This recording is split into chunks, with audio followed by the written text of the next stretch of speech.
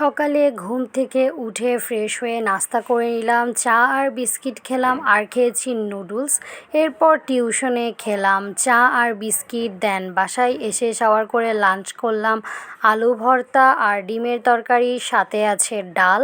এরপর খাওয়া দাওয়ার পরে এই আমটা খেলাম, আমটা অনেক বেশি মজার, খুব মিষ্টি ছিল। এরপর আন্টি এনেছে এই সাজের পিঠা, হাত ঝাড়া পিঠা আর এই বড়া পিঠাগুলো অনেক বেশি মজা ছিল। এগুলো দিয়েই সন্ধ্যার নাস্তা করলাম, করে সবাই সামনের রুমে এখানে বসে আড্ডা দিচ্ছে আর আমাদের সাথে চুট্টুও আড্ডা দিচ্ছিল। ও এইটা খেলাটা গিফট পেয়েছে, হ্যালো কিটিটা, আর এটা নিয়ে অনেক খুশি। এরপর এখানে প্রান্তি আমাকে মেহেদি দিয়ে দিচ্ছিল, এটাই মেহেদির ফাইনাল লুক। এরপর এটা খেয়ে নিলাম, এটা আমার ফ্রেন্ড এনেছে আমার জন্য। দেন এখানে খেলাম রাতে নুডলস, সেদ্ধ একটা ডিম আর সাথে খেয়েছি মাংস।